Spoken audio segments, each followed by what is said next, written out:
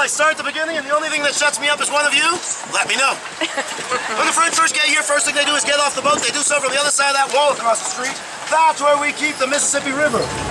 You'd be surprised how many people come to town party for weeks and still don't know that, so I definitely start with the basics just in case. Thank you, I forgot.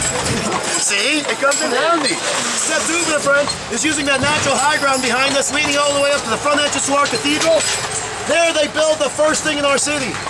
The first European structure in town was also a Catholic house of worship, but that's St. Louis Cathedral. That's number 3. The first tiny little church lasted 2.5 years. It was 2.5 rooms big. And the year 1722, I'm trying to make it easy, folks, because there is a quiz at the end. We suffered our first major hurricane, wipes out the entire city of New Orleans, and we have to start from scratch. Sound familiar? Yeah. We're built on tradition. They rebuild our city, make it bigger, stronger, better, faster, using mostly wood. The second church burns to the ground in the worst disaster in our history so far, and it's not Katrina. Far worse and far, far earlier than that is the fire of 1788. In about 11 hours time, Good Friday, 1788, we lose somewhere between 80 to 90% of the entire city of New Orleans to one big fire. Wow. About 60% of our population are killed that night. Good Friday, 1788, in a Catholic town, no less. Wow. At this point in history, the Spanish are in charge, and it's not the French. The Spanish rebuilt the entire city of New Orleans. That's why the corner don't look like Old Gate Paris no more. The single biggest structure built by Spanish hands while in charge of this area is the cathedral that makes up the heart of our city. So the Spanish were here first? The Indians, then the French, then the Spanish, then the French again, then the Americans, and then whatever's going on right now. Kind of hard to say in modern times. My last day of work was this Monday. I didn't have one single English-speaking person on my buggy the entire day, and we had a bunch of rides. They were all either from China, mainland, or from India. No, not people of that descent. From there on vacation with no language skills. Wow. You know what the number 1 language in India is? English. How do you like English? I got that tiny percentage of folks that don't. You got it. All right, I'm gonna make a right here onto this next corner, but take a look straight ahead. Beyond our historic Penske truck is the statue of one of our 2-town founders. That up there is Jean-Baptiste Lemoyne de Bienville. The Lemoyne brothers, Iberville, Bienville. First 2 streets coming in from Canal are named after each of them. But the second brother will never have a statue in his honor because the second guy kind of helped to destroy the previous French settlement using fire. Oops. And unlike the rest of the South, our rule is we don't give statues to arsonists. We're going down St. Louis Street. I'll name the street names as we make our turns, just in case you're not from the area. The real good news for any tourist, though, is that the French Quarter is the one part of town they planned ahead of time. It's small, organized, and you can get to know it in just an hour or so. From the river, you got 8 blocks into Rampart Street. From Canal, you got 13 blocks Esplanade Avenue. The cathedral's the exact center, just over a square mile. That's where we get the original of our nicknames, La Boucle Carré. That's French for the old square mile. That's what they were talking about. Our best known nickname has to do with the river, goes incredibly straight and fast. It's our area, goes around the Delta of New Orleans, so it makes a big easy turn. Yeah, that's a big easy turn. I get that noise once around. On the left-hand side, that big sign has our only official nickname left. It reads N-O-L-A, Central New Orleans, Louisiana. Pronounce it NOLA. All you have to write next to zip code if you're going to mail me a postcard. That's what makes it official, folks, the post office. And the restaurant itself is one of 3 Emerald Lagasse locations in town. Bam! The right corner we just passed is the Napoleon House. That's a 1797. Previous to that, Lakey Road House. Private residence of our former mayor, Guy Road, for about 3 years. But in 1797, we find out Napoleon Bonaparte is being exiled for the 2nd time to the island of St. Helena. We want him exiled to that corner instead. Mayor gives up his private residence, city gives up a ship, locals jump on that boat, go halfway across the Atlantic. Then we get the official word. Well, Napoleon actually died a couple weeks earlier. But we tried. Upstairs is kept to original condition. If you ever want to rent out an emperor's bedroom for a honeymoon suite, that's how they make the bills. First 2 floors made into a restaurant. About 80 years later.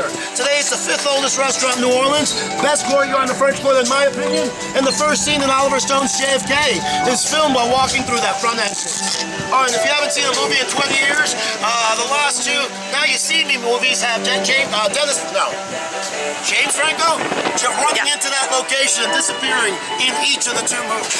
Wow. Left-hand side of the buggy is State Supreme Court building in St. Louisiana. We're moving again one day if we ever finish refurbishing it. It's currently 7.5 years and $9 million over budget. We're not the most efficient town on earth. See that big building with the green and white trim? That's Brennan's restaurant. Sunday brunch at Brennan's. Those are the opening words to 72 different jazz songs I tracked down so far, and I stopped looking 6 years ago. This town invents jazz. That restaurant invented the word brunch. 1931. 3 years earlier, in 1928, Brendan was having trouble getting their garbage picked up on time before you fancy people showed up to eat. Of course, they tried bribing the Commissioner of Sanitation, but that didn't work this time. So they figured out the classiest way of embarrassing a public official ever. See, they have a brand new dessert on their menu from a recipe contest with no name. It's getting very popular, so they decide to name it after the Commissioner of Sanitation. People now know who to complain to. Garbage gets picked up on time, and that's how Banana Foster gets its name. Oh, On the right-hand nice. side, we've been passing by Antoine's. Both those past buildings, established 1840, second oldest restaurant in the region. Not the cheapest by far, but one of the best meals in the country, according to Zagat Trading Magazine. Don't trust me, trust Zagat.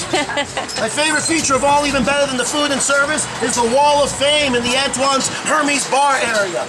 Pictures and photographs of former clientele you might recognize, including every standing U.S. president from Polk to Obama, Hillary and Donald have already been there, not to mention other captains of industry, celebrities, and world leaders all go up on that wall 6 days after the meal. A little bit of Bourbon Street, but I don't have to describe most of it at this time of the day, because right now it's just beer trucks reloading all the damage you folks did last night. Tell you a little bit more about Bourbon Street when we come back around. I'm going to keep going, so if you have questions, interrupt, but seriously, this is how it goes the whole way through. Coming up on the left-hand corner, second floor, 2 examples of the front by the balcony. Right hand, second floor, 3 examples of the front by the gallery. Only difference is the gallery is deeper, requiring these poles to support the extra weight. But the French colonial times have at least one more thing in common with each other you can't see with your own eyes. Back then, everything in your house was subject to a luxury tax. Everything, every door, window, room, and architectural detail you can think of, with only 3 exceptions, and balconies and galleries were 2 out of 3. Wow. The third one was a water fountain in your backyard called a Spanish garden for fire prevention, but that's it. Everything else had a tax. Mom and Dad in the back, take a look at the spikes on the gallery poles before you get up to the second floor. Notice how next door and across the street, no spikes? Well, there's only 3 out of 10 galleries will have them, and 9 different designs I've counted out over the years. All in all, they're not a symbol of protection, they're a symbol of family. They let you know that the folks upstairs had a family, had children, and have a little girl in the house. First young lady reaches the ages of 11 to 13, and that's when the dad of the house gets a collar of spikes on each of the poles.